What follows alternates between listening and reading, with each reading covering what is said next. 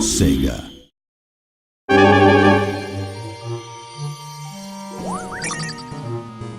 Castle of Illusion, one of the best-selling Genesis games of all time. It's the perfect game for us to develop with Disney. It's such a classic. People love Castle of Illusion. They've got such fond memories of it. Really passionate about the game and the experience that I had when I was young, and to try and offer that to the new generation and people that have experienced it before is, it's just a great feeling, really.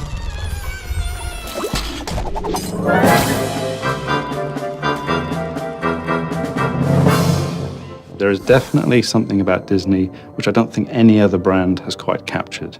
It's Disney. It's a descriptive word in itself. Disney's renowned for its characters, for its visuals, for its animation, it's for its music. Everything that Disney touches has an air of magic to it, and they try to, as a company, try and encompass that in all their products. It doesn't matter if you're a core gamer, family gamer, whatever the gamer, you need to capture that sense of enjoyment, passion.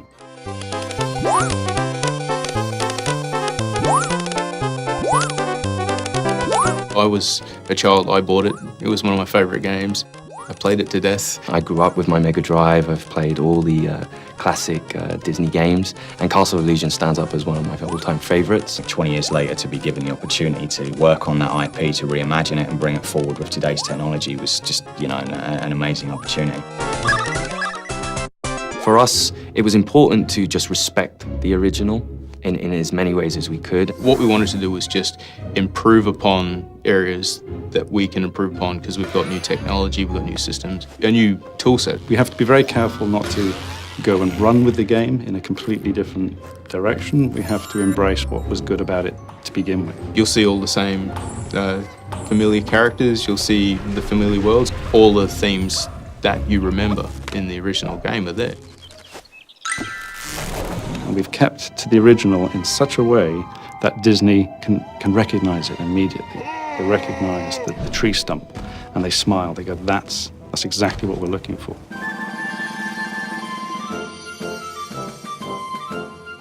I think I employ 35 people that love Mickey. So making them happy, I think, is a good indication that the audience is going to be happy. He's a stoic little guy. He never really gets too bothered by things. He's always willing to give it a go. It's very brave, but at the same time very kind. He's quite charming in the way he approaches things, and we really wanted to capture a lot of that charm from Mickey that you see in the old kind of Mickey cartoons. Obviously, there's a little bit of pressure there for making him awesome, because it's Mickey Mouse and he's, the biggest character in the world. We are not going to reinvent Mickey. We have to respect the style of Mickey, the look and feel, the characteristics, the animation cycles, the walk cycles. And not only that, but from an artistic point of view, we have great concept artists that have been able to really capture the look of Mickey, what he meant in Castle of Illusion, in the Mega Drive era, and how do we bring a flavor of that into the new modernized version, but without changing him so much that he distinctly looks like a different Mickey Mouse.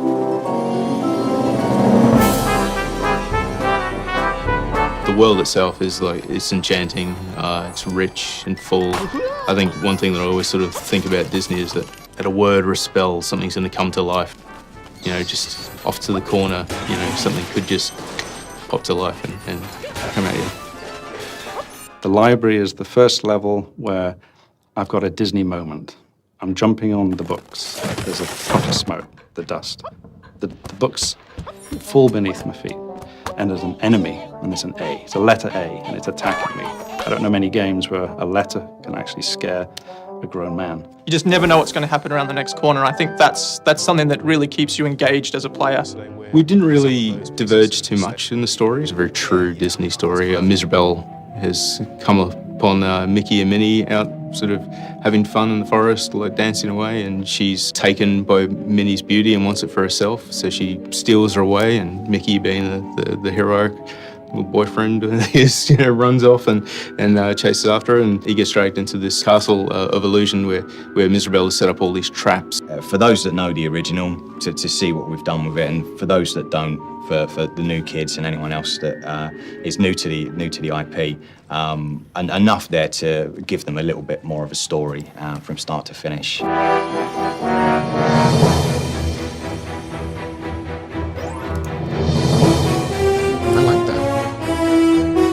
That's pretty cool. think for almost 100 years now, Disney have been pioneering so many things with animation and audio, and the key for me was synchronizing them together. Audio and music is a massive part of Disney itself, and that's something we take very seriously. So for us, it was important that we again tried to pursue certain sounds that made sense to the environment that Mickey was in. When making a new modern Castle of Illusion, we're able to use the old Castle of Illusion as liberal as we need to. And it's actually been quite nice to take the entire original 16-bit track and use them in the modern version as well. But sometimes by retaining that low fidelity, that's part of its charm and its style. So I do think it's important to retain that. Although we have cleaned it up a little bit, it still retains that original character. Hey, I need that to save Minnie! Come back! We have had the opportunity to allow Mickey to speak. You know, this was something that we felt passionately about, having him interact in the story. There you are! Hey, come down here! From a sound perspective, we've been able to help it into the 21st century by, I think, primarily we're able to do a lot more with the sound effects, the mixing, the environmental effects. I mean, these are all things that we come to expect without realizing it. So we're able to go further with interactive music, and we can have more dynamic things going along with the sound effects and the voice as well. Castle of Illusion, you know, is built from the ground up. You know, from every point, from animations to music to environment to gameplay, everything is built from the ground up, and that's a really nice, exciting way of taking something that everyone holds dear to them and kind of improving that for the new generation. I think they'll love it. I mean, we love it.